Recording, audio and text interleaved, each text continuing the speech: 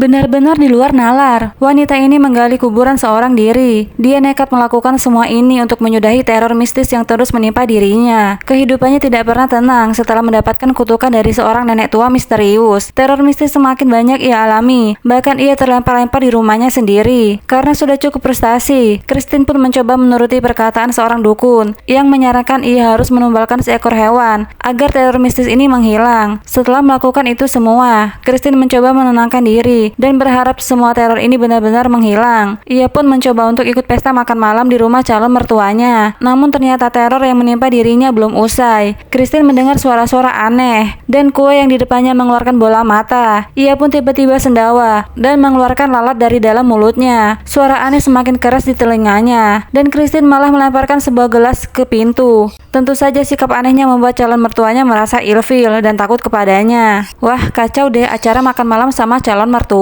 Christine pun mengamuk di rumah dukun karena kutukan ini tidak kunjung menghilang walaupun sudah mengikuti saran sang dukun untuk menumbalkan seekor hewan. Namun dukun berewak mengatakan ada lagi satu orang dukun hebat yang bisa membantunya. Namun Christine harus menyiapkan uang 100 juta. Ia pun mencoba meminjam uang kepada bosnya, namun tak ada hasil. Christine langsung mencari cara lain untuk mendapatkan uang. Ia pun mengumpulkan barang-barang yang ada di dalam rumahnya. Namun lagi-lagi teror dari nenek tua misterius itu muncul lagi. Kali ini Christine mencoba untuk menguatkan dirinya agar bisa mengusir roh jahat yang mengganggu dirinya. Setelah semua barang-barang terkumpul, uang yang didapatnya ternyata masih kurang. Ia benar-benar bingung harus bagaimana lagi mendapatkan uang. Bagaikan malaikat kekasihnya datang dan mengatakan kalau semua biaya perdukunan sudah dibayarnya. Akhirnya mereka bersama-sama ke rumah dukun yang katanya bisa mengatasi masalah mistis yang menerornya. Ia pun langsung diarahkan ke ruang ritual. Nampak seekor kambing pun disiapkan. Ritualnya adalah dukun Sandina akan memanggil roh yang mengganggunya, lalu memasukkannya ke dalam kambing yang ada di samping mereka. Tak berlama-lama, Sandina pun langsung memimpin ritual ini. Christine awalnya ragu apakah ini akan berhasil. Namun dukun berewak meyakinkan Christine untuk fokus agar ritual ini bisa berhasil. Namun karena ritual mereka begitu kuat, roh yang datang bukanlah roh incaran mereka. Ada satu geng roh yang jahat yang malah datang. Untung saja Sandina berhasil mengusir mereka. Setelah beberapa saat barulah roh yang mereka incar datang dan merasuki Sandina. Roh itu mengatakan bahwa ia benar-benar ingin jiwa Christine untuk dibawa ke neraka. Christine harus menyentuh tubuh Sandrina yang kerasukan ini dan memindahkan ke dalam kambing yang mereka siapkan. Roh jahat sudah berpindah ke seekor kambing dan saat akan dieksekusi malah meleset sehingga roh jahat tadi sudah berpindah ke dalam jiwa dukun yang seharusnya menjadi eksekutor kambing tadi. Situasi menjadi sangat kacau sebab roh jahat yang seharusnya mereka musnahkan malah mendapat tubuh yang sangat kuat. Christine mencoba untuk kabur, namun roh jahat benar-benar menginginkan jiwanya. Dukun utama yang sempat kehilangan kesadaran akhirnya mulai pulih dan ia menggunakan kekuatannya untuk mengusir roh jahat yang akan mereka musnahkan.